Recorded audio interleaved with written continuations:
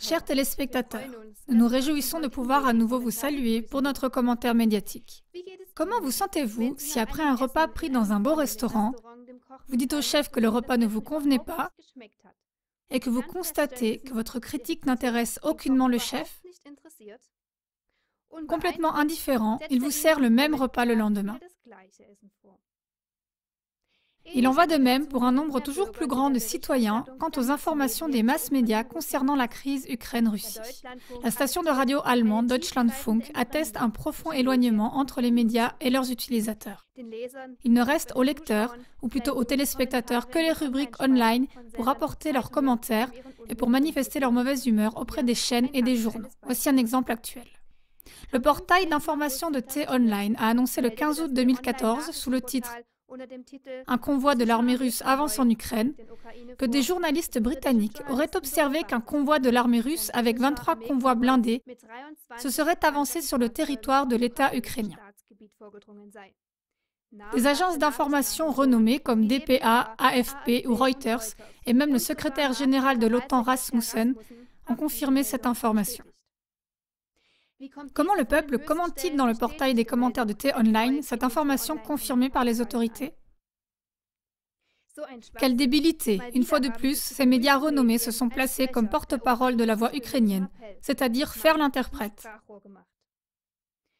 Un autre dit: deux reporters anglais observent, mais ils ont oublié de faire des photos. Ne permettez pas qu'on se foute de votre gueule. Ici a lieu une bataille de propagande. Jusqu'à présent, il n'y a pas de preuves solides pour une seule action prétendue des Russes en Ukraine de l'Est. De tels commentaires ne sont pas des cas uniques, mais ils ont été confirmés par la majorité des presque 1000 participants au forum.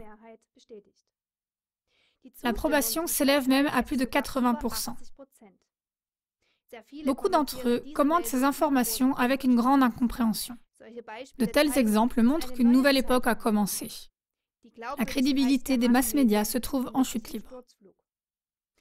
Le profond éloignement entre les médias et les utilisateurs, confirmé par la station de radio allemande Deutschlandfunk, est dramatique. Les gens reconnaissent de plus en plus. Ça, c'était de nouveau un mensonge. C'était à nouveau une duperie. Et ils arrivent à la conclusion: nous ne vous croyons plus. Une lettre d'un mouvement néerlandais pour la vérité adressée au président Poutine et qui a été déposée dernièrement auprès de Klagemauer TV confirme que les médias de masse ont perdu toute crédibilité auprès de beaucoup de citoyens. Cette lettre montre que les gens ont même honte du comportement des médias et qu'ils s'excusent auprès du président Poutine et du peuple russe pour ces informations scandaleuses. Nous citons ici un petit extrait. Nous, les Néerlandais éveillés, qui discernons et refusons cette propagande des médias occidentaux et ces mensonges de nos politiciens, nous voulons nous excuser auprès de vous.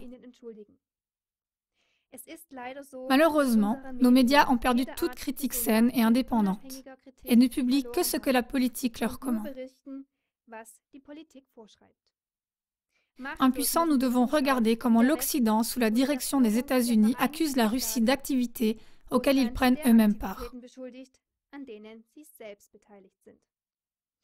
L'Occident accuse sans apporter les preuves nécessaires. Nous insérons l'intégralité de la lettre à la fin de l'émission. Vous pourrez diffuser cette lettre et notre émission afin que les gens reçoivent de nouveau ce qui leur est dissimulé, la contrevoix. Nous vous remercions pour votre attention et vous souhaitons une bonne soirée.